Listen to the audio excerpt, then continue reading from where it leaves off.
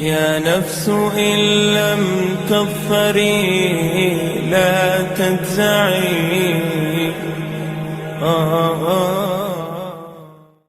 هيا على الصلاة هيا على الفلاح الله أكبر الله أكبر لا إله إلا الله. Je suis Abdelkarim Abou Salman et je suis d'origine algérienne. Donc voilà, je pratique la ruqya depuis une dizaine d'années aujourd'hui. La ruqya ou la médecine prophétique, c'est quelque chose qui est très connu, qui était même pratiqué avant l'islam. Et le prophète sallam en fait est venu et a appris aux musulmans à se soigner, mais à se soigner avec la parole d'Allah.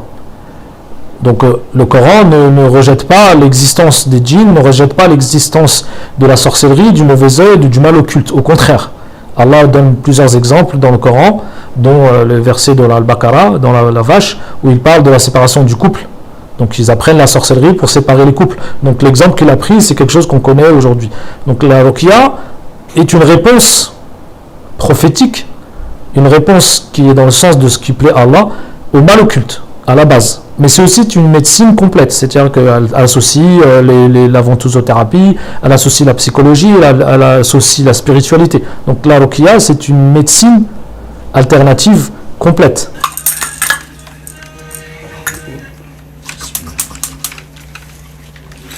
Entre une personne qui doit aller à l'hôpital et une personne qui a besoin de votre thérapie, comment vous faites dans ce cas-là Alors, ce qu'il faut comprendre, c'est que la ruqya n'est pas l'opposé de la médecine et n'est pas en contradiction avec la médecine. Au contraire, c'est un complément. C'est-à-dire que parfois, moi j'ai eu le cas où des psychologues ou des médecins qui n'arrivaient pas forcément à trouver le problème de la personne, les orientaient vers nous. Donc c'est un complément. C'est un complément. La médecine, elle a son rôle, elle est importante. Aujourd'hui, il y a eu un progrès extraordinaire dans la médecine qui apporte vraiment une solution. La ruqya reste un complément et reste un aide et un soutien parce que voilà, il y a des personnes qui vont voir le médecin, ne trouvent pas de solution à leurs problèmes, comme la fertilité, comme certains problèmes de gastrique, certains problèmes de douleur, d'eczéma, de peau. Donc nous, on est là pour apporter un plus et un soutien à la médecine. C'est ça qu'il faut comprendre. Bismillahirrahmanirrahim. Ça c'est la ceinture, tout ce qui concerne les parties intimes, tout ça et tout. Ça va être les reins, ça va être les poumons, le cœur, c'est tout. Chaque point est important. À la différence de l'être humain qui a un homme, qui a un corps, une âme et un esprit, les djinns ont une âme, un esprit, ils n'ont pas de corps. Ils sont créés de marij, c'est-à-dire c'est une énergie chaude qui provient du feu. Donc ils peuvent rentrer dans le corps d'une personne. Quand ils rentrent dans le corps d'une personne, ils peuvent nuire à la personne au niveau hormonal, au niveau des règles, au niveau de voilà. Et on appelle ça le coup de pied du diable, c'est-à-dire qu'il va frapper certains endroits pour que la femme ne tombe pas enceinte ou fasse des fausses couches. Donc et parfois les médecins ne comprennent pas. Ils disent voilà, on ne comprend pas. Les analyses font que voilà, normalement la personne a tout pour être enceinte, mais elle ne tombe pas enceinte. La hijama, des douleurs, tout ça et tout, ça va mieux, ça vous a fait du bien. En fait, à la base, il faut faire un diagnostic de la personne. Elle arrive à la première séance, par exemple, on va faire un diagnostic complet. Donc la personne souffre de douleur, souffre de possession, elle a différents symptômes qui sont connus, qui sont reconnus par les savants. À partir de là, on sait que la personne est atteinte, est malade. Donc on va la traiter.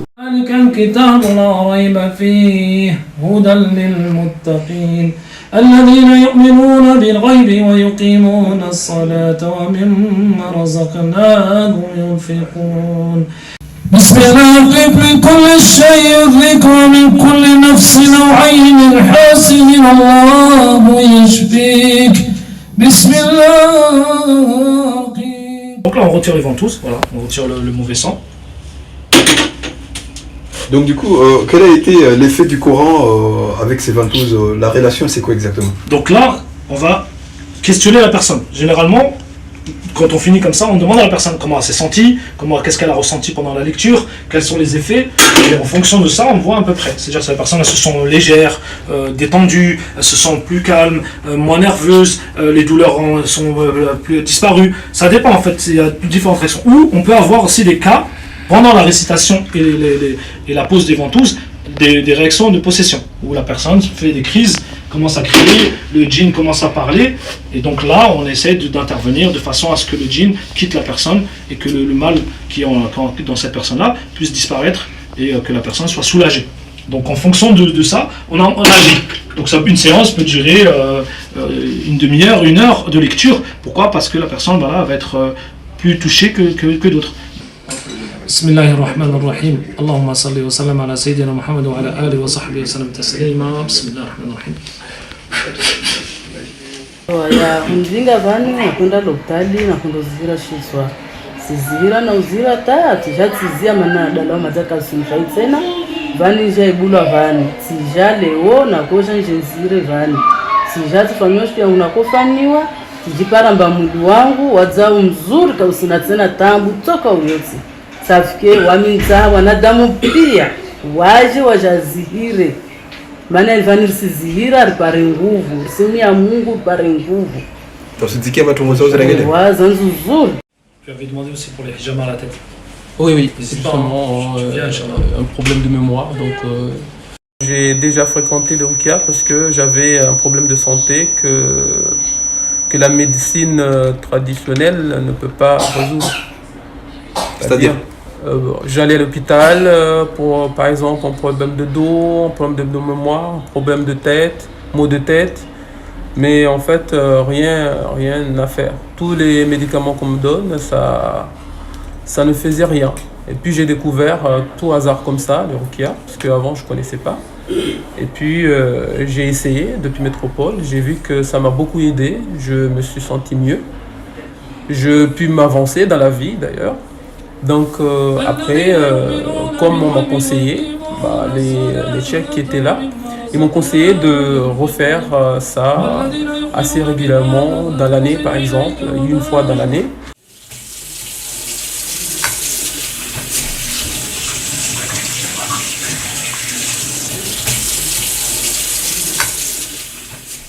Quelqu'un qui se consacre entièrement à ce travail et qui donne son temps, il est légitime qu'il reçoive un salaire. On ne reçoit pas un salaire pour le Coran. On reçoit un salaire pour le temps qu'on passe, pour les efforts qu'on fournit, pour l'aide qu'on apporte et la science et la connaissance qu'on apporte à la personne. Après, il est vrai qu'il y a des gens qui sont dans l'excès, qui vont demander des sommes astronomiques, excessives, et ça, non, il faut rester dans les humble et simple, et que quelqu'un, par exemple, nous on a pour principe, quelqu'un qui n'a pas les moyens, on le soigne. On ne ferme jamais la porte à quelqu'un qui dit, voilà, moi j'ai pas d'argent, je voudrais me soigner. Il est le bienvenu. Maintenant, on a fixé un tarif. Pourquoi ? Pour pouvoir justement faire face aux besoins du cabinet, aux besoins, aux dépenses, aux loyers, aux charges, tout ça et tout, puisqu'on se consacre uniquement à ce travail-là. Là, au jour d'aujourd'hui, on a un vrai cabinet pour accueillir les gens chaque jour, pour qu'ils puissent vraiment expliquer leurs problèmes et recevoir des soins dans les meilleures conditions.